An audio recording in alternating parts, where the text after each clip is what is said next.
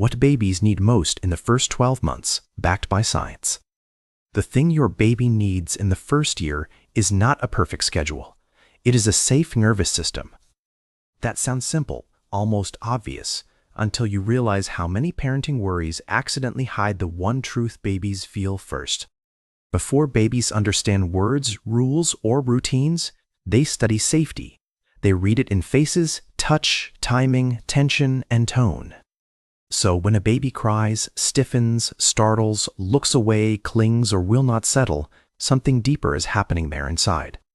And one of the most surprising discoveries in infant development is this: babies do not need care, they absorb it.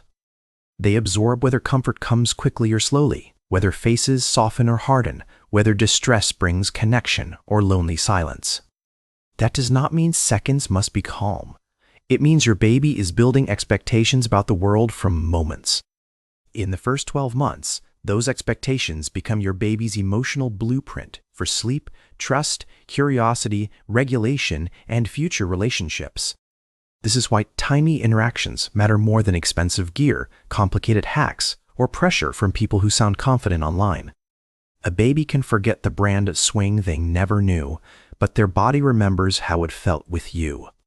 So, what do babies need most? Not more stimulation, not tougher routines, not early independence. They need responsive, regulated connection. Responsive means your baby signals something, and someone notices, interprets, and responds often enough that the world starts making sense. This back and forth is called serve and return. It is one of the main ways early brain wiring happens. Your baby coos, you answer. Your baby stares, you smile. Your baby cries, you pick them up and organize overwhelm. That last part matters because babies are not born knowing how to calm themselves. First, they borrow your regulation system. When you rock, hum, hold, pause, or speak softly, you are not creating dependence. You are building the machinery inside. Eventually, machinery helps them settle with less help, but the road to independence in infancy runs through connection, not distance. Parents are often told babies will get used to being held. The truth is, babies get used to being safe. And feeling safe is not a soft extra. It changes stress chemistry, attention, digestion, sleep patterns, and emotional learning daily. When stress rises, babies release cortisol and other alert signals. When comfort arrives, their body learns stress can end safely. That lesson may sound small, but it becomes huge later. It teaches whether discomfort is survivable, shared, and temporary too. Now think about crying, because this is where many parents carry the most confusion, guilt, pressure, and conflicting advice daily. Crying is not manipulation in the first year. It is communication before language, a full-body request for regulation help. Sometimes the message is hunger. Sometimes it is pain, fatigue, loneliness, surprise, gas, fear, overstimulation, or a need to reconnect. Even when you cannot decode the exact reason, your response still teaches something powerful. My feelings reach someone trustworthy nearby. That is the hidden meaning behind comforting a crying baby. You are not rewarding noise. You are translating distress gently. There is a big difference between ozamatavinal, occasional unavoidable delay, and chronic emotional absence. Babies can handle pauses better than unpredictability. A parent grabbing a bottle, buckling a toddler, or pulling over safely is not damaging attachment. Silence without repair does. Repair is one of the most underrated ingredients in emotional security. It tells babies connection can wobble and return again. You do not need flawless attunement. You need enough moments where your baby feels noticed, soothed, enjoyed, and understood deeply. That word enjoyed matters more than people realize. Babies do not need care. They need to feel delightful to someone. When your face lights up at their kick, grin, squeal, or wiggle, your baby absorbs a life-shaping message inside. I exist, and my existence creates warmth. That becomes the emotional soil where confidence, social interest, and resilience later grow. This is one reason eye contact, imitation, sing-song voices, and playful turn-taking are not silly extras at all. They are emotional nutrition. They tell the baby, I see you, I am with you, and being together feels good. Harvard researchers describe this back and forth as brain building. The baby serves a signal and the adult returns meaning. That can be a diaper change with eye contact, a feeding with pauses, a smile answered, a fuss met gently. It can also be a quiet moment when you notice your baby looking away and stop before they get flooded. Looking away is not rude or random.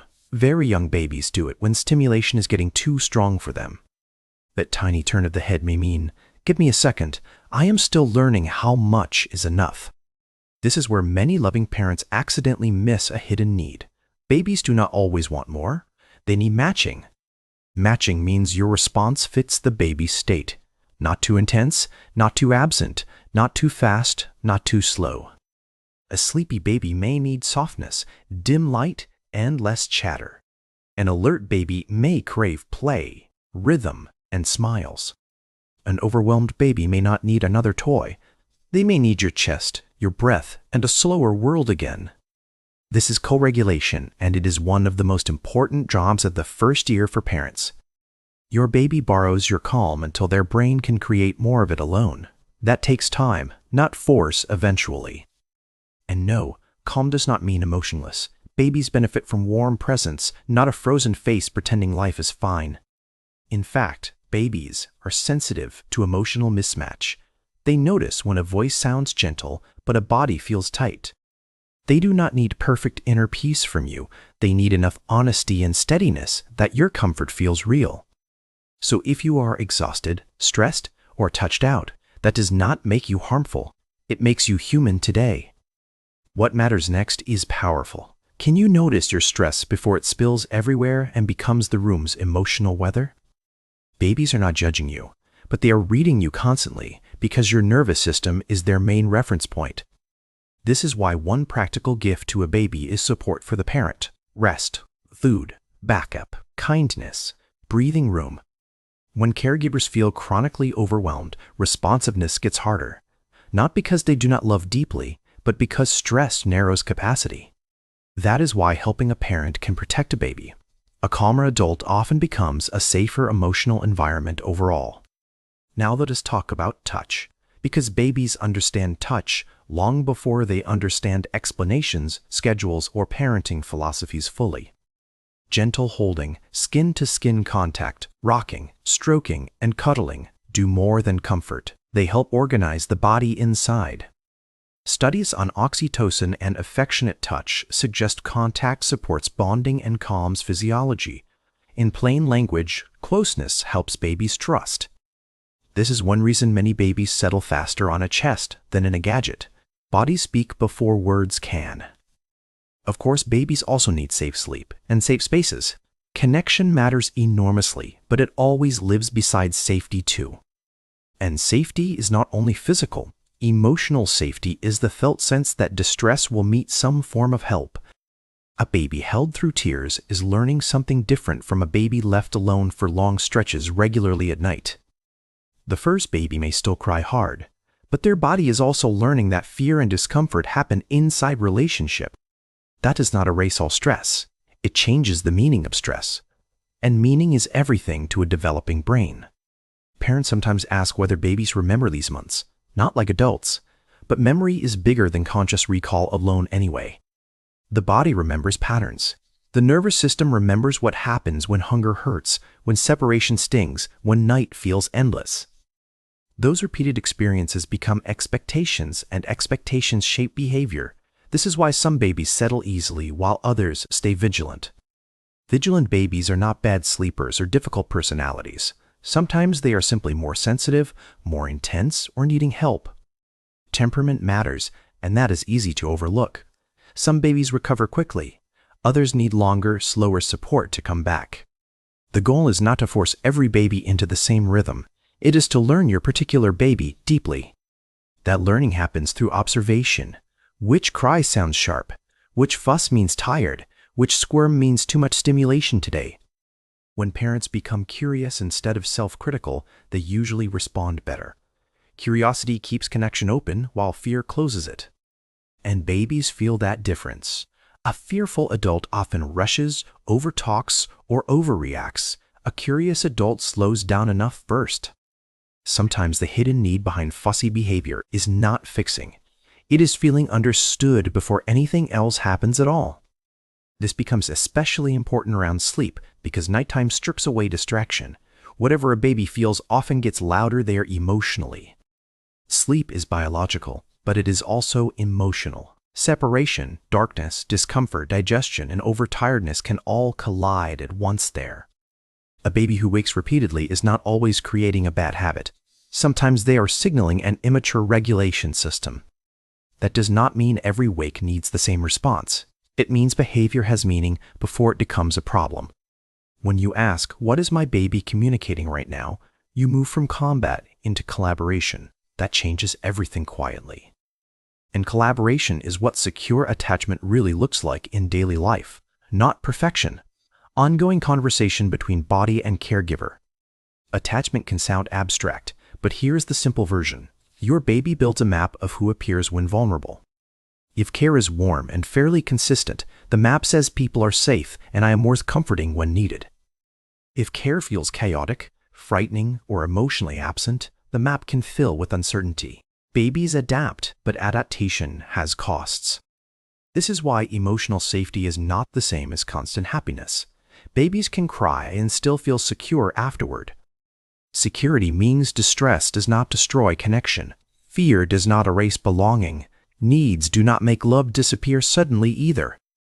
That message becomes especially powerful during ordinary routines, not grand moments. Diaper changes, feedings, bath time, burping, morning greetings matter. These repetitive moments may look forgettable to adults, but babies learn from repetition. Repetition is how the first year teaches. Every time you narrate a diaper change, pause during a feeding, or answer a babble, you are building predictability inside. Predictability is soothing because the infant brain loves patterns. Patterns reduce surprise, and reduced surprise frees energy for growth elsewhere. This is also why sudden yelling, abrupt handling, or sharp tension can land so hard on a baby, sometimes emotionally. Babies do not understand the adult story behind the tension. They only feel the storm moving through the room suddenly. That does not mean conflict ruins children instantly. It means repair, gentleness, and emotional containment matter more than people think. If you snapped, got flooded, or missed a cue, you are not disqualified. The next moment still has power too. A soft return after a hard moment can be profoundly healing. Babies learn relationships can bend without falling apart completely. That may be one of the most freeing truths for exhausted parents. Your baby needs connection, not your flawless performance. In fact, trying to be endlessly perfect can backfire. It makes parents tense, and tension is something babies notice quickly. The first year is less about performing techniques and more about building a relationship. Relationships are living things, not formulas. So yes, routines help. Sleep matters, feeding matters, developmental milestones matter, but underneath all of them is relationship always first. Relationship is the channel through which everything else lands. Even learning itself grows best when safety and connection come first. That includes language, because babies learn words through emotionally meaningful exchange, not just exposure. A voice becomes educational when relational. Talk during laundry, sing during baths, pause after coos, answer facial expressions. These little conversations wire communication and belonging together. It also includes play, and play in infancy is simpler than people think. Faces, rhythm, repetition, surprise, recovery, delight matter. Peekaboo works because it teaches disappearance and return. That tiny game rehearses trust, anticipation, joy, and reunion beautifully.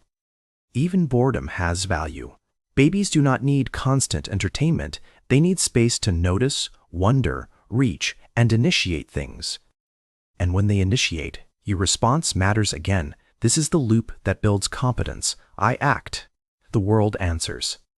By the end of the first year, babies are not simply bigger.